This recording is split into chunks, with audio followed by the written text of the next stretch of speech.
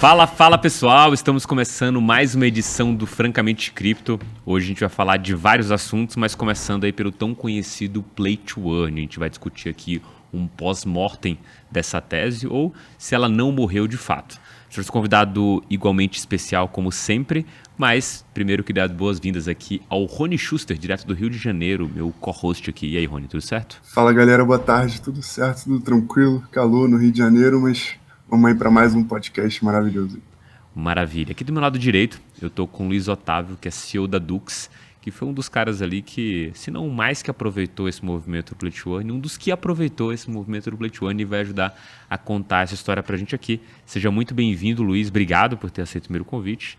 E já logo lanço a pergunta para você. Como que você chegou nesse mundo cripto e como surgiu a Dux?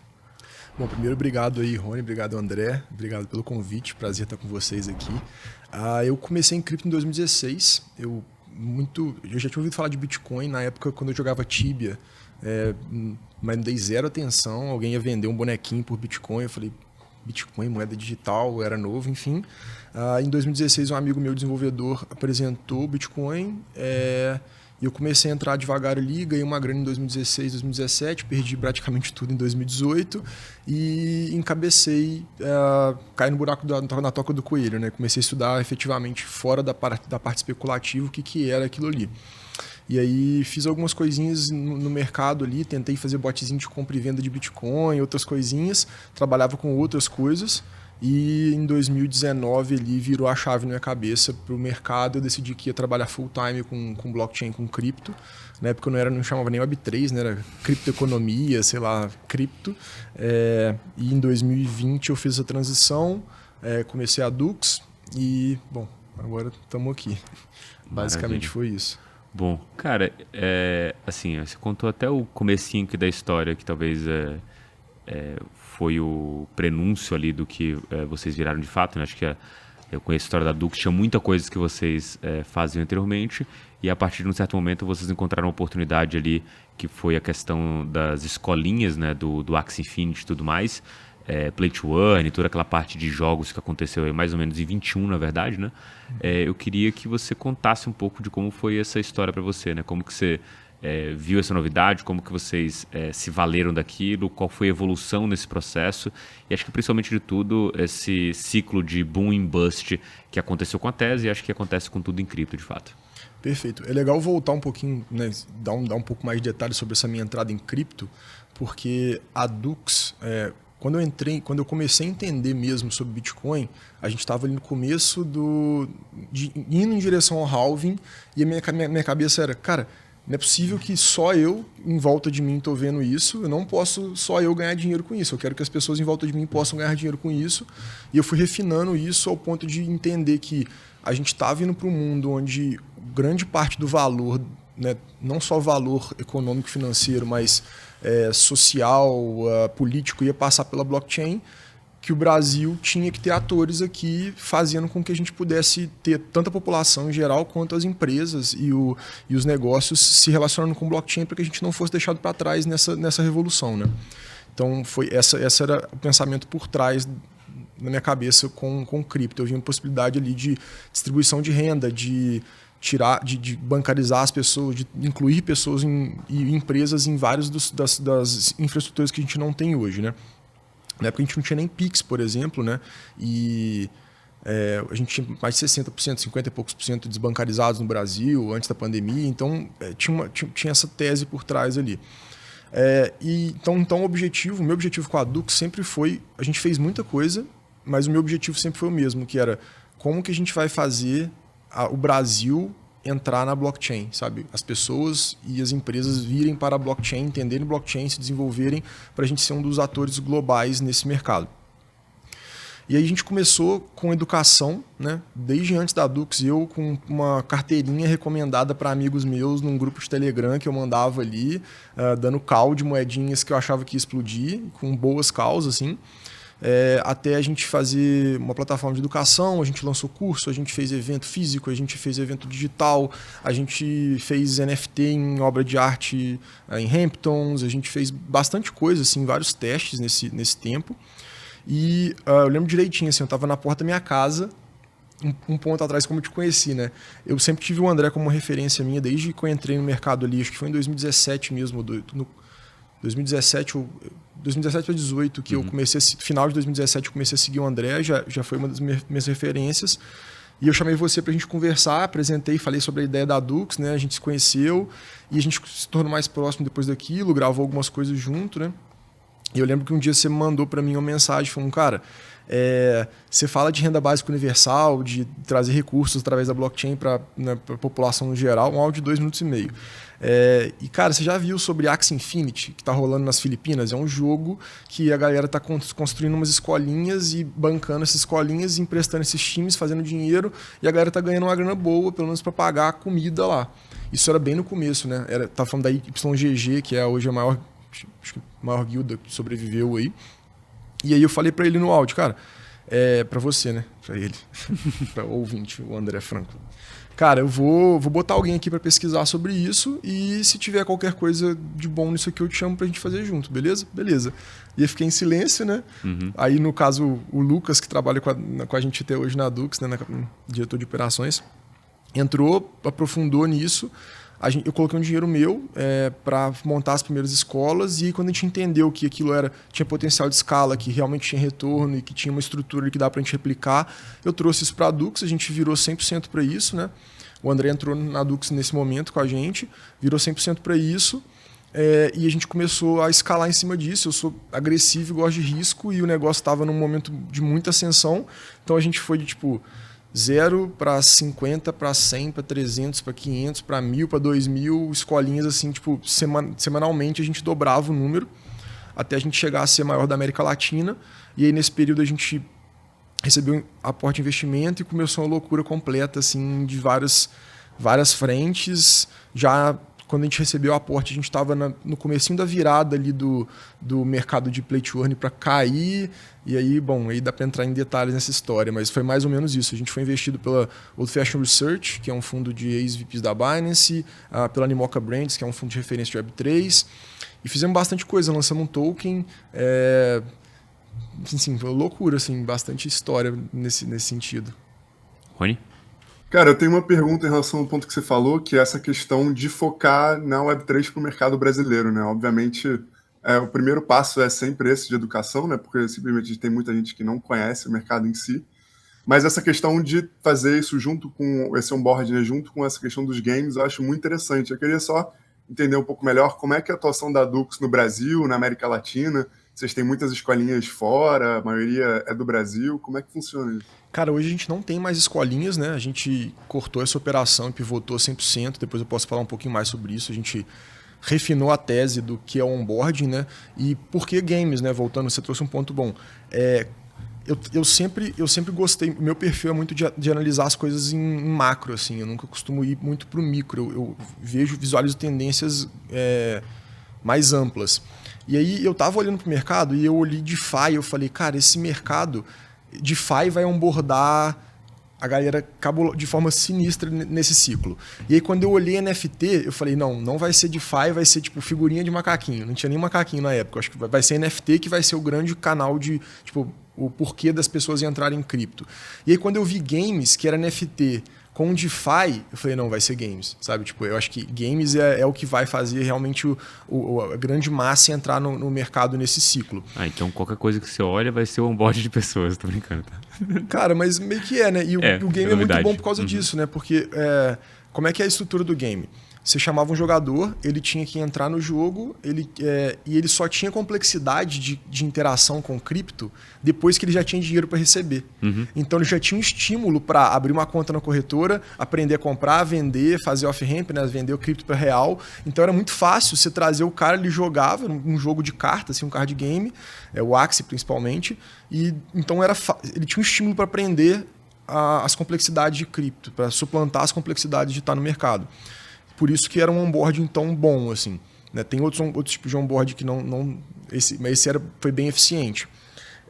E aí hoje a gente não tem mais operação. Na época a gente teve Brasil majoritariamente, a gente teve bastante jogador nas Filipinas, chegou a ter no Vietnã, alguns países da América Latina, mas pouca quantidade, assim, estava bastante concentrado no Brasil. Boa. Basicamente isso. Só uma curiosidade, qual região, não sei se vocês chamam esse tipo de controle, mas qual é a região que tinha mais jogadores, né? Só para Mas saber como é que é região do uma Brasil, página. você falando mundo? Região Brasil ou região No mundo? Brasil não, no Brasil mesmo. Cara, a gente tem o Pipe, que trabalha no Head de Pesquisa da Dux, que trabalha com a gente desde então, ele é antropólogo, né? Então a gente fez pesquisas antropológicas sobre o perfil dos jogadores e tem reportes disso. Basicamente, estava mais concentrado no Sudeste, tá?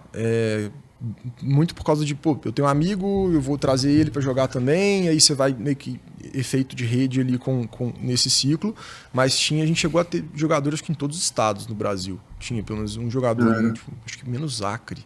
O Acre tinha, acho que tinha no Acre. E era muito doido, porque normalmente eram jovens a gente não aceitava menor de idade, né? De 18 a 20 e poucos anos, tinha alguns outliers de coroas jogando, costumavam morar com os pais, com educação básica para ensino médio e com renda mensal de menos de R$1.000, assim. Então tinha um perfil ali que dava para ver disso, assim, de que era essa galera. Mas, chegou a dar uma grana tão boa que, sei lá, qualquer um queria jogar nessa época, né? O que eu acho mais incrível nessa evolução como todo, e acho que a gente vai tocar isso, porque eu acho que tem duas explorações para a gente fazer. Que primeiro é você, como founder de uma startup, viver esse momento de glória, de derrocada, e o momento que você pivota para fazer outra coisa, e também entender como que foi essa evolução do Play to Earn de fato, né? Nessa primeira parte, quero pegar essa parte do Play to Earn, né? Você sai de e eu lembro basicamente do áudio que eu mandei para você, a gente falou, cara, vamos fazer disso aqui meio que uma ONG, né? A gente ajuda as pessoas, isso vai ser legal, porque não é uma iniciativa que eu toco no meu dia a dia, mas está próximo dessas coisas, é o mesmo framework que eu tenho na cabeça para quando eu olho iniciativas de SG, né? Tipo, não consigo estar no meu dia a dia aquilo, ajudar ao máximo, toda iniciativa que tiver, eu começo a me aproximar para ver se eventualmente com o meu background de cripto eu consigo ajudar esse projeto. E nesse caso específico, acho que a gente tinha conversado na questão da renda básica, vamos por aqui, e aí foi quando você me falou, cara, tem dinheiro aqui tanto para ser feito como negócio, quanto para ajudar as pessoas. A gente não vai abrir mão de ajudar as pessoas e não vai abrir mão de fazer um negócio disso aqui com essa escolinha. Se a gente fizer essa divisão de meio a meio, 60-40, o que seja lá que começou a escolinha. E aí esse dinheiro sai de R$1.000 no mês total, para às vezes R$1.000 para o jogador, para 2.000, para 3.000, para 4.000. A gente viu ali no total, às vezes, o Axie conseguindo pagar R$10.000, que daria mais uma remuneração média para o jogador de R$4.000 a R$5.000 para ele receber desse valor. Ou seja, para um cara que tem uma renda mensal de R$1.000, para ele especificamente, que não teve que pagar nada pelo ativo e só ganhou o dinheiro da remuneração, no momento em que já houve esse pagamento de R$5.000, já valeu a pena esse negócio como todo. E era um pouco do que a gente conversava desde então. Eu falei assim, cara, por mais que esse negócio rua daqui para frente, a gente nem tinha uma perspectiva de que isso poderia ruir naquele momento, né? Por mais que isso aconteça, tem uma derrocada, o experimento já foi bom. Que é a mesma coisa que eu penso quando eu olho para cripto de modo geral. Se isso tudo acabar daqui para amanhã, que eu acho que não vai, já valeu muito a pena, já muita coisa foi escancarada aqui. E aí, eu queria entender a sua percepção, assim, como que foi administrando tudo isso, né? Tipo, primeiro o crescimento da base de jogadores, como que esse cara era treinado, qual era o onboard dele para esse tipo de coisa, o perfil você já falou aqui dele, mas para que esse cara usava o dinheiro, o quanto ele entendia de cripto a ponto de estar agradecendo o Axie Infinity, não você, o quanto que ele entendia de outros aspectos de cripto, qual era a parte educacional que você tentava coisar ele, assim, o que era um negócio no dia a dia do Play to Earn de fato, assim, queria entender do seu lado. Tá, foi bem doido, assim, foi um dos períodos mais loucos da minha vida, porque tinha muita coisa acontecendo ao mesmo tempo, né? Muita coisa acontecendo ao mesmo tempo. Deixa eu tentar sintetizar, assim. Foi bem louco mesmo. Acho que sintetiza muito bem. Você tinha, a gente chegou a colocar algumas vezes 500 pessoas numa semana para jogar. Então, basicamente o que a gente fez foi montar uma operação de captação, treinamento, monitoramento e otimização desses jogadores. A gente tomou algumas escolhas que não foram tão benéficas para a gente como operação naquele momento. Por exemplo, idealmente eu devia ter pegado jogadores tradicionais, gamers, e priorizado trazer esses caras, porque eles iam ser jogadores mais rentáveis, mas a rentabilidade era tão boa que a gente abriu mão disso e foi buscar, não, vamos priorizar, não estou falando que isso foi ruim não, tá? Priorizar, sei lá, mães solteiras, ou vamos priorizar, a gente chegou a fazer um projeto com crianças de uma cidade, jovens de uma cidade que não tinha, né, perto de Juiz de Fora, que não tinha renda. isso diminuiu a qualidade de jogo, mas enfim, foi uma das escolhas. Sobre o comportamento, era isso, assim, então era muito caótico, assim, muito resolvendo enquanto estava indo, confiando nas pessoas que estavam com a gente tinha complexidade de gestão, tipo, sei lá, cara, manda um cara vir de São Paulo para Juiz de Fora com 50, na época nem era Ledger, era 50... Aquela outra carteira. Trezors, porque a gente não tem mais lugar para colocar os times de Axie, você não pode deixar sem uma custódia bem estruturada, e tipo, arruma um motoboy agora que a gente precisa de montar os times amanhã e vira a noite pesquisando aqui, e a gente montando o time, comprando para comprar as matrizes para criar os times, a gente secava o mercado e tinha que ficar rotacionando quais Axies que a gente ia comprar, porque o mercado subia só porque a gente tava comprando, então assim, foi muita doideira e contei muito com as pessoas que estavam na época, né? De montar os treinamentos, dar os treinamentos, monitorar. Era muito serviço, né? Então, quanto mais tinha, mais serviço tinha para prestar. Tinha pouco margem ali para a gente investir em tecnologia de automação para aquela época. Então, a gente tentou investir em algumas coisas para automação, algumas coisas bem sucedidas, outras não. Foi mais ou menos isso. Agora, o comportamento que eu via era...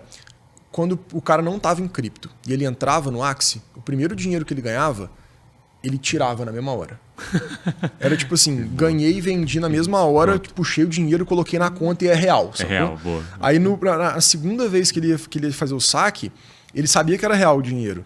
Então, às vezes ele, sei lá, sacava 80% e deixava 20% em SLP e perguntava o que ele fazia com a SLP.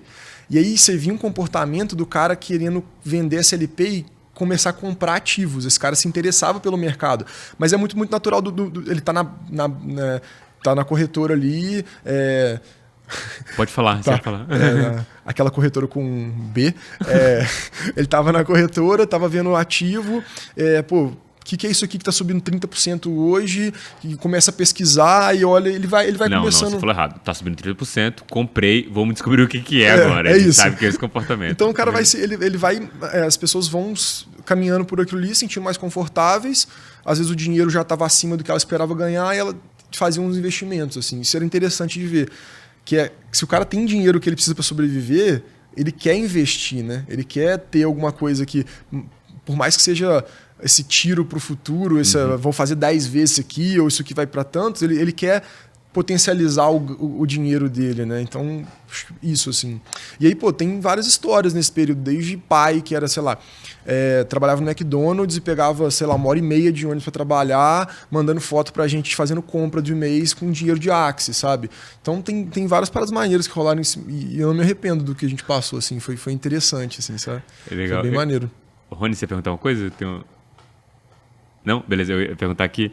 É exatamente isso que eu queria saber, esses anedóticos, assim, porque eu fico imaginando que o fato de você estar usando a internet aqui para impactar essas pessoas de alguma forma, né?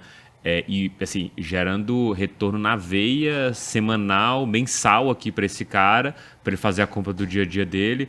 Eu queria pegar esses anedóticos aqui do que foi essa vivência aí de contato direto com esses players, e o que você pode contar além desse caso específico aí, porque eu lembro que uma vez eu estava em Juiz de Fora com você, né? E acho que, só se não ficou claro, pessoal, full disclosure, fui investidor anjo da Dux ali no começo, né? Então, eu participei de um pouco desse começo aí. Foi lá dar fazer diligência. Fazer diligência, que era mentira. Essa história é muito boa, porque eu vou contar ela agora, que era... Ele falou, subiu de nada para 10, para 20, para 30. O cara tinha uma planilha de acompanhamento que tinha 296. A gente arredondava para 300, mas eu lembro até o valor. Eram 296 players, que era o limite que você tinha de grana para conseguir gerar os Axies. Não tinha mais como ter mais ali. E aí eu falei, esse cara é muito bom de operação, ele tá mentindo. Eu, com a desculpa de, não, vamos conhecer aí o pessoal que tá aí tudinho, vamos ver como é que é. Eu queria saber se você não tava me enganando, né? Falei, se ele deixou... Agora, se ele deixou e eu tô indo lá, ou ele vai me matar, ou eu vou descobrir que a operação é verdadeira. No momento que eu tava indo, já chegando lá, realmente a operação existia coisa, existia o dinheiro, existia os Axes, existia os assets de fato ali, e deu para comprovar isso. Mas eu queria pegar esse anedótico, porque quando eu tava lá uma vez, acho que alguns de vocês me mostraram... Eu vi, primeiro... o impacto que estava tendo nas pessoas ali ao teu redor que começaram jogando e depois começaram a trabalhar com aquilo, o quanto, ou uma outra coisa, né? Tipo, o Coca lá, seu amigo, que começou jogando e tinha uma expertise de jogo, entendia muito bem aquele negócio e começou a meio que gerar um alfazinho do que vocês poderiam gerar de bichinhos novos ali para conseguir vender. Então tinha uma lógica ali como funcionava, mas acho que o impacto maior eram dessas 2.000 pessoas, 2.000 famílias aí que passaram a receber alguma renda extra que ela não recebia antes. Assim. Quais outros anedóticos tem aí? Cara, você lembra? Aconteceu bastante coisa, né? Bastante coisa, assim. Essa é até um ponto. Muita gente que trabalhou comigo era muito próximo de mim, porque você tinha gargalos muito claros ali, tipo, sei lá, custódia de Axie. Eu tô colocando um time, na época um time de Axie podia custar R$4.000, né? Tipo, eu não posso botar R$4.000 ou 100 times, R$400.000 na mão de um cara aleatório. Então, eu precisava de ter gente da minha confiança em volta de mim que ia estar gerenciando isso. E por coincidência, pô, eu tinha amigos de infância, que o Coca, que eram gamer, e pegaram, tipo... Teve uma época que, cara, ele fez uma vez...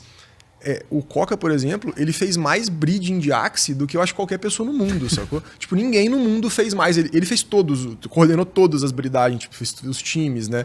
E, enfim, muita coisa legal aconteceu nesse período, assim, de eu encontrar gente na rua, na banca de jornal, um coroa de 50 e poucos anos, ele...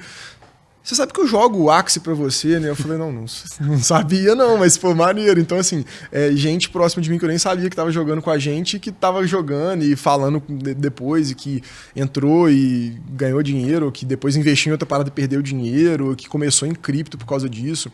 Tem, por exemplo, o pessoal da Lumix, né? Que é parceirão nosso, o Caio da Lumix, ele começou, o primeiro contato com a Web3 que ele teve foi jogando Axie pra gente, sabe? Tipo, na Dux. E hoje ele tem uma startup investida pelo BTG aí. Ele começou jogando Axie com a gente. Com vocês? Olha que doideira. Ele falou isso pra mim depois. E, pô, os caras são monstros hoje, e é maneiraço isso. Eu acho que teve bastante mudança, assim, né, na vida das... Mas eu vou falar mais das pessoas em volta de mim, né? Acho principalmente para bem, mas o Pipe, que trabalha com a gente hoje, ele nunca tinha ouvido falar de Web3, ele era professor de escola de ensino médio. Hoje, cara, é difícil achar um pesquisador de blockchain que saca mais que ele, é um cara monstruoso, assim, sabe? E as pessoas em volta que foram migrando para isso e que a gente foi mostrando uns perfis muito, muito estranhos, assim, sabe? Tipo, a gente juntou uns perfis muito estranhos. E é legal. Então, assim, de caso, eu não recordo tão bem, assim, se eu parar pra pensar, tem bastante coisa, mas assim, no geral, boa. Foi uma experiência bem maneira. E cara, agora vamos pra parte mais feia da história aqui, que é a derrocada em si, né? E isso acho que serve para todo o mercado e principalmente do ciclo de cripto, né? A gente entende que esses boom and busts aqui acontecem de fato e esses ciclos, eles acabam expulsando muita gente do mercado de maneira extremamente forte, né? Assim, não é uma coisa que acontece aos poucos e você vai aceitando, de repente num dia você está bem, no outro você começa a ficar ruim, no outro você está muito mal, né? E no outro você perdeu totalmente o negócio em si, o modelo de negócio ele não se mostrou sustentável, e o caso da escolinha e do Play to Earn foi um pouco disso, né? Como que foi para você esse momento de derrocada, assim, né? Tanto no sentido de pessoal, né? Como que você lidou com isso, quanto o dia a dia, né? Porque, obviamente, o que aconteceu, né? A recompensa caiu, o usuário que estava lá ganhando, vou chutar aqui um valor, R$5.000, ele falou, puta, agora eu tô ganhando 3, talvez não vale a pena eu dedicar tanto. Depois que caiu para R$1.000, muita gente largou, depois foi caindo mais, o negócio foi caindo, até se deteriorar o negócio todinho, de fato. Isso não só para vocês, para o mercado inteiro foi assim. Como que foi esse processo dentro da Dux ali para vocês? Tá, algumas estruturas, assim, tipo, algumas bases para entender o porquê das coisas. Primeiro, quando esse mercado começou a virar para mal, a gente estava capitalizado. A gente tinha acabado de receber aporte de investimento, então a gente tinha grana em caixa, sabe? Tipo, isso é um aspecto importante de como que as coisas aconteceram. O segundo é que a gente, tanto nesse investimento quanto em outros compromissos que a gente fez no mercado, a gente criou um comprometimento que eu não conseguia de um dia para o outro não fazer mais aquilo, sabe? Hoje, olhando em retrospecto, eu conseguiria. Mas eu não entendia que eu conseguia, sabe? Tipo, que eu podia parar, falar, não vou fazer mais isso, demite tudo, acaba com tudo, segura, e eu vou pensar em outro, vou pensar até achar solução para isso. Eu não me sentia capaz de fazer isso naquele momento, de dar esse stop. Então, foi um sangramento gradual que antes do mercado começar a cair, eu vou fazer um parêntese. Antes do mercado de game começar a cair, eu olho muito macro para as coisas. Então a minha lógica já era, cara, o que a gente está vendo aqui é uma gamificação para coordenação social. A gente está usando games e moedinhas e outras coisas para coordenar socialmente um grupo de pessoas. Isso funciona bem. Então a gente já estava indo para buscar, a gente já estava fazendo testes e outros tipos de coisa para, vamos fazer um launchpad para a gente lançar projetos e aí trazer outras pessoas para investir com a gente nesses projetos. Vamos fazer, a gente fez alguns testes e aí a gente já estava indo para a área de, não é game, é gamificação, é como que a gente vai conseguir fazer marcas, talvez coordenar as comunidades delas através de gamificação. Isso é importante para o passo que a gente está hoje, assim, sabe? Então, na tese, a gente, ao mesmo tempo que o negócio estava caindo e a gente estava buscando formas e sendo pressionado a achar formas de resolver isso para continuar crescendo, continuar adquirindo usuário, do outro lado, eu estava evoluindo a tese também, sabe? Então, estava bem por um lado, estava refinando a tese, entendendo mais. Do outro lado, a gente estava perdendo grana e queimando caixa e fazendo um monte de coisa errada para tentar se manter nessa posição, sabe?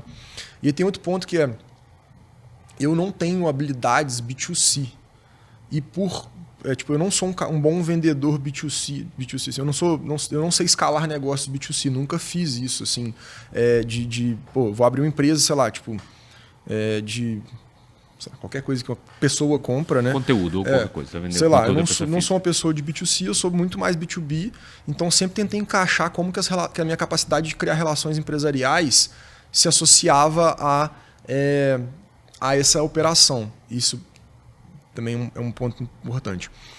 E aí, foi muito louco, porque a gente foi perdendo dinheiro, foi perdendo jogador, continuávamos nos pressionando e sendo pressionados, aceitando a pressão para comprar mais ativos, para melhorar os times, para tentar continuar com mais jogadores e fazer investimentos para ter mais jogadores possíveis, jogar outros jogos, e foi meio que perdendo o filtro, assim, sabe?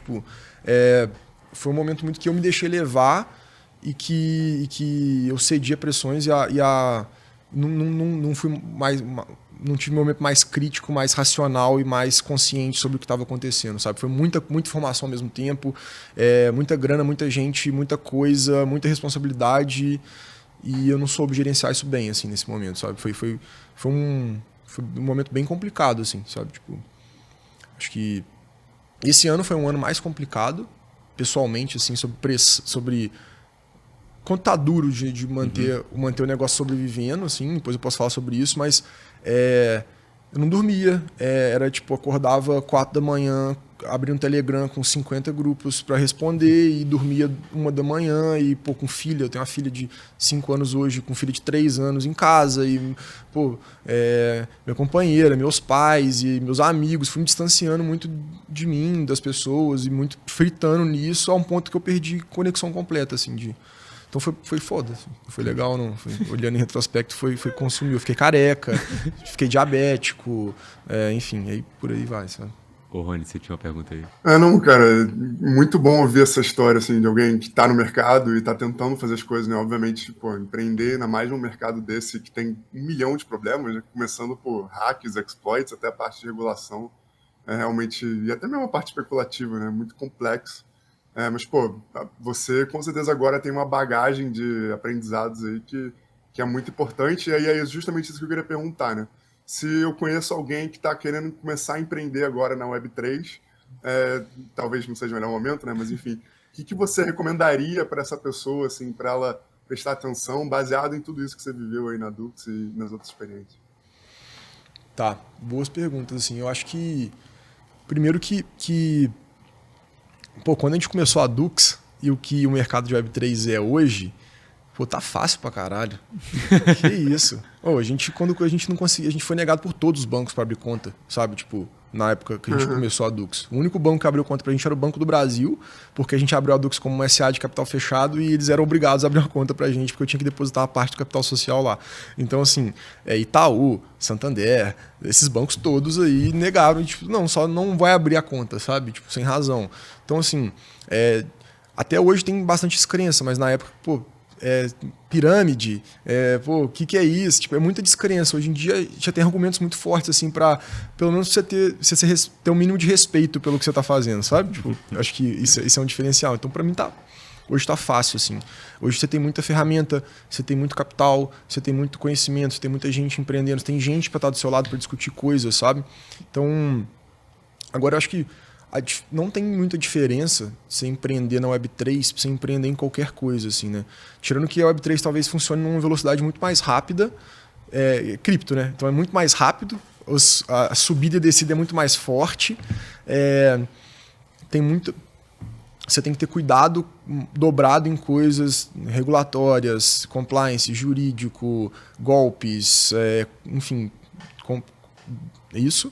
Mas no geral o que eu falaria, eu acho que é criar modelos de negócio que paguem conta, consciência de caixa, mínimo de risco possível, mínimo de gente, testar o máximo possível, entender que se você tem um product market fit ou não antes de fazer grandes loucuras, e foco. Assim. Hoje um dos principais pontos que eu aprendi na minha vida com isso é foco.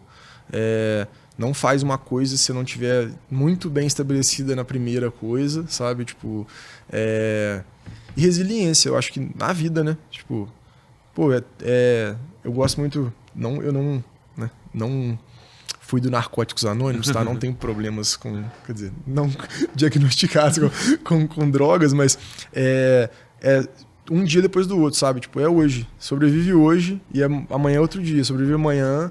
Tenta não tomar risco que vai te tirar do jogo. Tipo, a gente tomou vários riscos, fizemos um monte de merda. Beleza. Mas, tô aqui, né? Estamos quase no final do bear market. Acho que a gente não vai quebrar. Não vamos, né? Acho não, né? Não vamos quebrar nesse bear market. Não sobrevivemos. Muita gente captou mais grana, não sobreviveu. Muita gente que fez muito mais coisa, que tinha muito mais maior parceiro, que tinha modelos diferentes, não sobreviveu.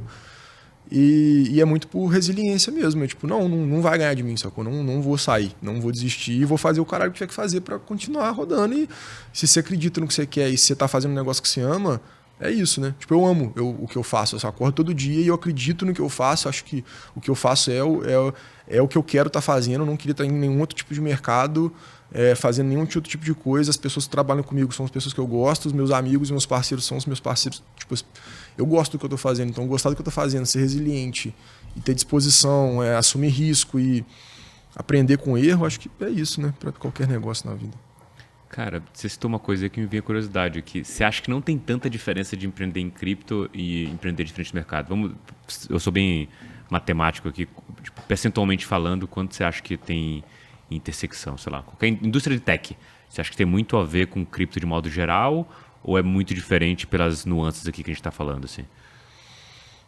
Difícil, né? Quando você está falando de empreender no mercado de tecnologia. Tecnologia, qualquer tecnologia versus cripto. Assim, você acha que tem... É mais difícil em cripto, mas não é tão diferente. Entendi. Tipo, beleza, contratar dev é caro, mas é caro em qualquer mercado. É difícil em qualquer mercado. Reter talento, contratar bem, essas paradas são naturais. Tipo, você vai fazer uma fintech. Qual que é a diferença de fazer uma fintech na parte regulatória para você fazer alguma parada em cripto? Assim? Você tem que ir lá, tem que falar com o regulador, tem que entender, tem que ter advogado, tem as mesmas coisas, né? Talvez mais trabalho, mas com mais upside também. É tipo isso. Legal. É um mercado, um mato mais alto, né? Mas é mato, é do mesmo jeito. Gostei. Bom ouvir de quem está vivendo isso. É engraçado ver a verdade no e cru, assim, uma das conversas que a gente teve. Eu gosto muito de conversar com o empreendedor de modo geral por isso, né? A verdade no e cru, ela acaba vindo à tona, porque você sente ali na voz a verdade daquilo. E eu lembro muito que a gente conversou com o Zeneca, né? Que é da Zen Academy lá de NFT, o cara bem conhecido do mercado cripto, um gringo. E no papo que a gente teve com ele, assim, você abre a câmera, começa a falar e você vê que existem ali rugas de um empreendedor que passou por um bear market. Assim, nitidamente o tom da voz, o jeito que fala, a forma que se expressa, as palavras que usa, a forma que fala, no caso dele, como era gringo, o struggle ali, dá pra sentir que ele de fato sofreu nesse meio do caminho. E você vê esse ponto, né, muito de sentir onde que o sapato aperta mais ali no empreendedor, né? Eu acho que isso é uma coisa que quando você está fora, falando do mercado de uma maneira geral, que é difícil e tudo mais, escolhendo uma moedinha ou outra, o dia a dia do cara que está lá construindo aquele negócio ser obrigatoriamente mais difícil que o seu, que está ali só palpitando como eu gosto de falar, que é o comentarista de futebol, né? O cara é o melhor de todos os tempos e ele sabe muito melhor que o jogador que está lá em campo o que está acontecendo, né? Acho que é sempre bom ter essa visão para entender as dores aqui. Eu tenho, agora saindo desse buraco aqui que a gente viu, a gente veio do boom, bust, e agora a gente está vendo aqui um terreno totalmente fértil para construção de negócio, justamente porque muitas empresas, muitas pessoas ficaram pelo caminho, então você tem um cenário de terra arrasada em que as coisas começam a florescer aqui agora e, obviamente, como você já falou aqui em alguns momentos, né, houve essa pivotagem aqui do mercado. Então, queria ouvir de você como que foi essa mudança, né? Tipo, beleza, chegou ali no fundo do poço, falando, não, eu vou continuar com a Dux, eu tenho uma proposta aqui que globalmente falando, ou de maneira macro falando, ainda se encaixa na visão que eu tenho. Como foi essa pivotagem e, obviamente, para o que vocês pivotaram? Tá, beleza. É importante falar, tipo assim, lembra que eu estava falando da tese lá atrás? A nossa pivotagem não foi, tipo, a gente é uma... Pelo menos na minha narrativa, tipo, na história que eu conto na minha cabeça, não foi, a gente é uma escolinha de Axie, de games, e aí, infraestrutura de blockchain, sabe? Tipo, de um ponto, tipo, não foi, virou. A gente foi entendendo e foi reajustando o rumo e foi passando por situações e refinando, e aí falou, pô, beleza, isso que a gente estava querendo fazer aqui, na verdade, a gente tem que fazer desse jeito, entendeu? E aí, vários feedbacks e gente passando por isso. Porque a gente pega... a gente tem uma tese de 100 e blau páginas que a gente escreveu em final de 2020, meio para final de 2022, foi isso? E a gente pega hoje, e aí a gente vê esse documento, eu tenho mensagem trocando com o pessoal, tipo, cara, eu tava ali na tese do ano passado, e a gente tá caminhando nessa mesma tese, sabe? Agora de um jeito que a gente acredita que é certo. Então, não foi esse pinote, assim, né? Tem uma lógica que foi construída. Mas vamos fazer um onboarding Web3, começou com B2C, e aí foi para games, e aí de games a gente foi para gamificação / coordenação social, assim, era o que a gente queria fazer, ainda de forma muito cinzenta. A gente desenvolveu uma plataforma que basicamente a marca, era a nossa visão, né? A marca entrava e ela podia... dar recompensas em tokens ou em badges, né, NFTs, ou gamificar a experiência de relação da comunidade dela com ela, numa plataforma. E aí, quando a gente chegou quando a gente estava entregando essa plataforma terceirizada com um parceiro nosso, coincidiu com a gente trazer o Bruno, que é nosso CTO hoje. E aí, a gente entregou a tese para ele, acho que deve ter sido uma das razões que a gente se conectou, que ele vê a mesma coisa que a gente, assim. E aí ele falou, cara, olha só, o que vocês querem fazer aqui, a gente não consegue fazer dessa forma. O que você está falando na tese que você quer fazer, a gente não consegue fazer dessa forma, porque você tinha que ir na plataforma, você tinha que conectar MetaMask, você tinha que assinar, você tinha uma complexidade de experiência de usuário para a marca entrar ali, fazer alguma coisa, e aí na plataforma de um terceiro, que não era na própria plataforma dela. Então, tipo, ele falou, olha, eu acho que a gente tem duas coisas para fazer. Ou a gente vai ter que ter um bom trabalho para refinar isso aqui, para minimamente chegar perto do que vocês querem, ou a gente dá um passo atrás e vai desenvolver carteira. Tipo, a carteira é o meio do caminho entre as aplicações de Web3 e tudo que vai acontecer entre blockchain e o mundo real, e só dá para fazer isso aqui se a gente for para carteira. Beleza? Vamos discutir sobre. A gente discutiu 1 hora e decidiu, beleza. Então, caralho, a gente demorou um tempão para desenvolver essa plataforma, mó dor de cabeça, a gente vai largar ela agora e vai para carteira? Vamos, beleza. E marcha, sabe? Então a gente fez isso e hoje a gente está 100% focado nisso, e o que a Dux faz qualquer empresa, a gente não foca em Web3 hoje, por razões, depois eu falo um pouco mais sobre isso, mas nosso foco é empresas tradicionais do mercado tradicional, que já tem base de usuários, que já tem produtos, já tem serviços rodando. O que a gente faz você pode conectar uma série de APIs ou SDKs na sua plataforma, no seu aplicativo, e aí o seu usuário pode interagir com o blockchain sem que ele saiba que ele está interagindo com o blockchain, e o seu desenvolvedor consegue utilizar da interoperabilidade, da composabilidade da blockchain, sem que ele tenha que entender de como desenvolver blockchain. É isso, assim. Então, a gente criou um produto que ataca a tirar a fricção de experiência do usuário de se relacionar com o blockchain e tira a fricção do desenvolvedor, da empresa e do desenvolvedor tecnológica de construir na blockchain. E é isso que a gente faz hoje, uma carteira digital, multi-chain, white label, que conecta, e aí tem algumas features aí que eu posso falar um pouquinho mais depois. Boa, acho que é sobre isso que o Rony quer falar aí também. Exatamente, cara. Eu participo de alguns projetos descentralizados e eu vejo exatamente isso que você falou, né? Esse problema do cara Web 2, ou da empresa Web 2, não conseguir de jeito nenhum se acostumar ao mundo Web 3, e aí essa ponte de você ter uma wallet que abstrai toda a complexidade de você ter que assinar a transação, escolher gas e tudo mais, é realmente algo extremamente importante, né? O que eu queria entender melhor é esse projeto da wallet de vocês, se você puder falar aí, quanto, por exemplo, custa por usuário, assim, ou quais são os diferenciais em relação a outros projetos de wallet que existam, mas realmente eu acho que essa pivotagem foi muito interessante, porque eu vejo que isso é um problema real, assim, principalmente em projetos que querem escalar muito. Perfeito, pô, maneiro, obrigado pela pergunta. Hoje, deixa eu concentrar aqui. O nosso principal negócio, a gente tem duas formas, né? Uma é quando o cliente relaciona, tem um client-side da carteira. A gente não está focando tanto nesse client-side agora. Hoje é basicamente a API que eu conecto as soluções e ele consegue interagir ali, o B2B, que é meu cliente, né? O negócio, ele consegue coordenar as relações de token, NFT, e aí fazer drops ou transferir, dar gatilhos no back-end dele que vão gerar tokens, fazer toda essa interação de blockchain para o cliente dele. E o negócio o que a gente fala né?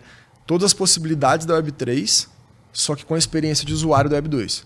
Então, o que eu quero é, por exemplo, que uma incorporadora possa vender frações do imóvel no site dela, tokenizados, com toda a infraestrutura de, sei lá, distribuição de receita já fracionada, tudo que a blockchain pode trazer, enfim, sem que o desenvolvedor dela tenha complexidade de implementação e nem que o cliente dela necessariamente tenha que saber que ele está rodando em blockchain. É isso, que ele está comprando um token. Assim.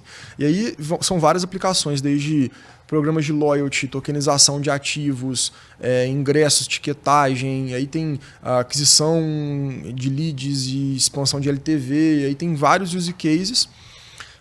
Hoje, precificação, assim, a gente tem entender o modelo de negócio. A gente pode cobrar implementação ou não, a gente sempre cobra por volume de carteira e a gente pode ganhar em todas as taxas de transações. Então, meio que qualquer taxa que for rolar no seu ecossistema, eu posso dar uma mordida do tamanho X ou Y ali, dependendo especificamente do cliente, do use case. Então, esse é o modelo de negócio. Eu vou dar os créditos ao Brunão. O Brunão é um gênio aí. Ele conseguiu criar setups assim que, por exemplo, hoje eu consigo dropar, se você tem 1 milhão de clientes ativos na sua base, eu consigo criar eu já sei a partir do e-mail dele ou do celular dele ou do CPF dele qual vai ser o endereço de carteira dele quando ele criar a carteira. Então eu pré-determino o endereço dele, então eu posso dropar token ou NFT para ele antes dele abrir a carteira e daqui a 2 anos ele abre a carteira no seu ecossistema e ele tem já os ativos ali dentro.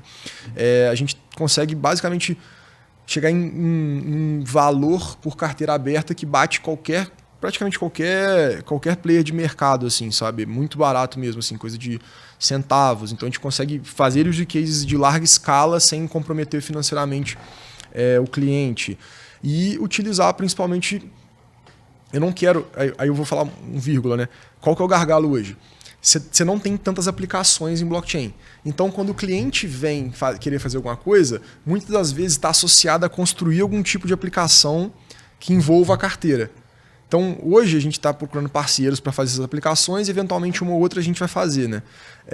Idealmente, no futuro, o player usa minha carteira e ele tem um set de soluções aí multi-chain no mercado inteiro que ele vai saber conectar ali no contrato e utilizar de DeFi, enfim, qualquer coisa, sem demandar de mim. Assim. Mas é mais ou menos isso. Responde a pergunta, acho que eu viajei um pouco na resposta. Rony falou que sim, né, que você falou esse negócio aí. Ô, Rony, qual que é a tecnologia que você acha que ele está usando para isso? Você tem alguma dúvida que é a Cauta Abstract? Olha, quando você começou a falar desse negócio, eu só lembrei que o O Rony tem um profundo apreço por essa tecnologia, que é o batidão dele. Toda vez que fala esse negócio, ele gosta muito, né? Então, você falou... E o melhor de tudo, você falou sem falar o nome Account Abstract, o que mais brilha os olhos desse garoto aí do Rio de Janeiro. O Account Abstract, eu falei. Tipo, a gente tem umas paradas muito legais, porque... Vamos pensar, olha, se eu quiser comprar... Só para exemplificar para quem estiver ouvindo. Eu quero comprar um NFT no OpenSea hoje, beleza? Uhum. Eu não sou de cripto, eu tenho que abrir uma conta no mercado Bitcoin, transferir real para o mercado Bitcoin, aí eu tenho que converter o real em Ether, aí eu tenho que abrir uma MetaMask, anotar as chaves privadas. Se eu perder, eu perco tudo, tá? Se eu não fizer a recuperação dessas palavras, eu perco tudo. Escolher a rede, normalmente é Ether, né? Ethereum, mas enfim, você tem que escolher a rede, aí eu tenho que copiar o endereço, colar o endereço do mercado Bitcoin, enviar o Ether para a carteira, conectar a carteira no OpenSea, buscar o ativo, comprar o ativo, assinar 2 vezes para comprar ele. Tipo...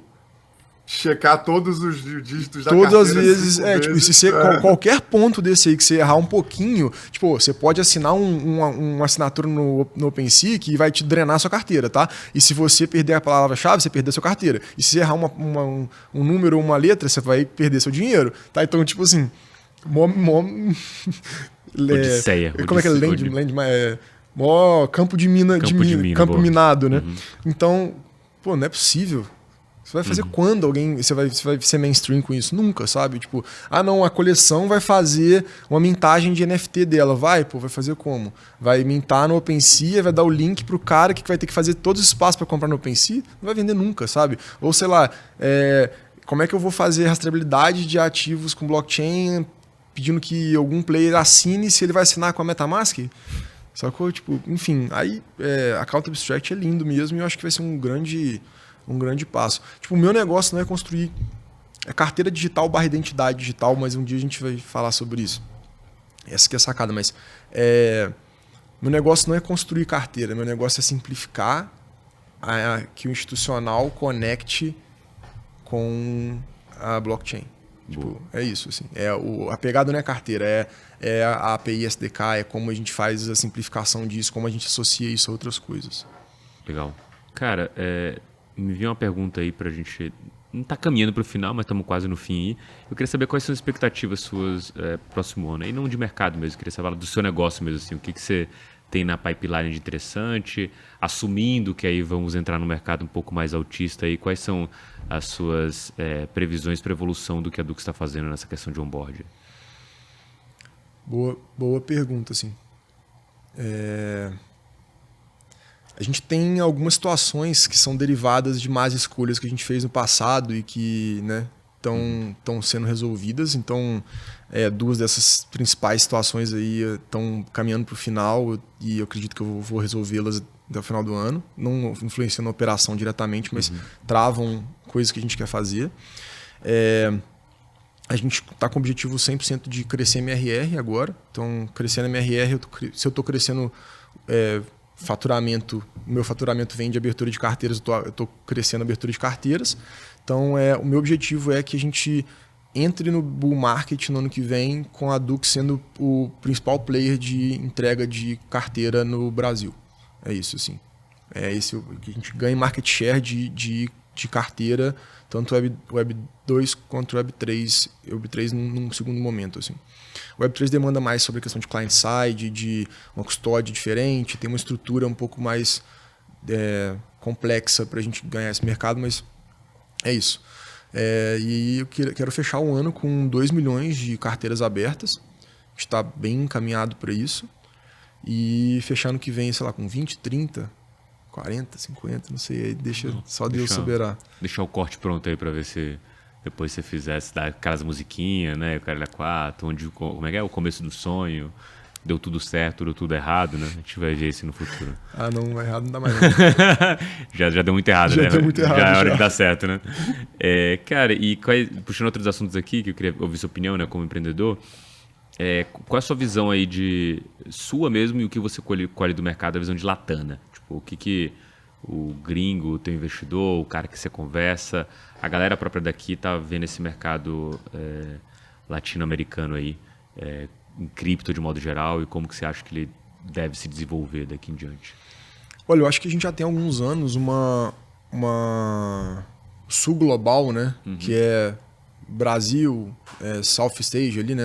Ásia Menor, África, já é uma tendência ali, Índia, a gente tem os BRICS, a gente tem uma série de grandes players que já estão localizados no sul global, e eu acho que cada vez mais a gente vai ver esse sul global se destacando no mundo em diversas frentes, assim. Então começa por essa macro visão.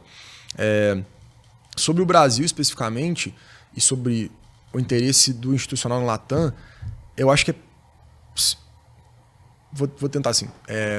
Quando você olha para o mercado de cripto, os Estados Unidos tem um problemaço, né? Os Estados Unidos ali tem uma incerteza regulatória grande, ali é difícil você mexer, você tem um risco maior tanto para o capital quanto para a inovação lá, né? Você não sabe muito bem o que pode acontecer e não é um lugar ideal para você hoje para você inovar em cripto.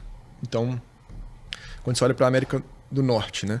Quando você olha para a Europa, beleza, mas a Europa é um continente que não está indo para cima no crescimento no geral, então tem a população mais velha, você tem outras coisas ali, consome muito dos Estados Unidos, etc. Aí você olha para a Ásia é fechada, né? Tipo, o que está acontecendo na China? Você tem, beleza, é complicado esse mercado, né? Você não tem muita clareza disso aí, do que rola por lá. Que sobra, né? É o sul global mesmo. Então, o Latam é um mercado em ascensão para a tecnologia e para a blockchain.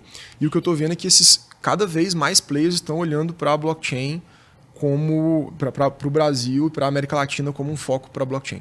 Assim, tem use cases muito claros aqui, e eu acho que o Brasil está liderando, assim, disparado a parte regulatória de inovação. Por mais que a gente discuta, sei lá, vai ter o real digital em blockchain feito pelo Banco Central e é o CBDC que a gente tanto temia da moeda governamental. Beleza, tem toda essa parte, mas caralho, o Banco Central do seu país está falando de Zero Knowledge Proof, sacou? Tipo, sabe? Tipo, você tem conversas com gente foda do mundo inteiro que não sabe o que é isso. E o seu Banco Central tá falando disso, sabe? Isso é muito foda, assim. O Brasil tá muito na frente do que o resto do mundo nesse aspecto. E eu tô bullish pra caramba. Eu acho que Brasil, a gente vai... realmente, assim, pela primeira vez na história, a gente vai ser exportador, eu acho, sabe? Em blockchain a gente vai dominar esse mercado ou vai estar ali nas cabeças de Web3 do mundo. Eu acredito realmente, pelo que eu vejo de empreendedores aqui, pelo que eu vejo de parceiros aqui, a galera tem muito sangue no olho, muito resiliente, a gente tem um mercado gigante com muita dor, com muito problema para resolver, e o mundo está olhando para isso, então... Maravilha. Bom, depois dessas palavras aí animadoras, né? Acho que vamos encerrar por aqui, porque é quase um discurso aí de presidente, né? Acho que o Luiz está se candidatando aí, quem sabe 2024 ali.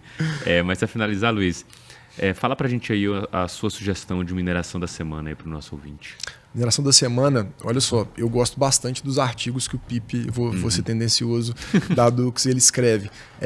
Se não me engano, foi começo da semana, ou final da semana passada, ele escreveu um artigo sobre a desmaterialização da economia e as carteiras digitais, que eu acho que foi 7 paginazinhas no LinkedIn, também está no Medium, etc. Bem legal. Ele fala exatamente sobre como que quanto mais a gente está levando a economia para digitalizando a economia, mais a gente tira intermediários e mais necessário você vai precisar de ter essa associação de perfil / carteira para interagir com isso tudo, e mais você vai desmonetização da economia, porque quanto mais digital for, mais acesso tem, né? Então, mais barato fica, mais escala tem, mais gente vai ter acesso. Eu acho que é bem legal, vale a pena. Boa, maravilha então. Acho que temos um episódio aqui. Obrigado, Luiz, pela sua presença. Obrigado, Rony, direto aí do Rio de Janeiro, nesse calor. E obrigado você que ficou aqui até o final nesse mais um episódio do Francamente Cripto. Muito obrigado. Não esquece de seguir a gente, de ativar o sininho, deixar seu like aí pra gente continuar produzindo esse conteúdo para você. Forte abraço e até o próximo Francamente Cripto. Valeu, gente. Obrigado.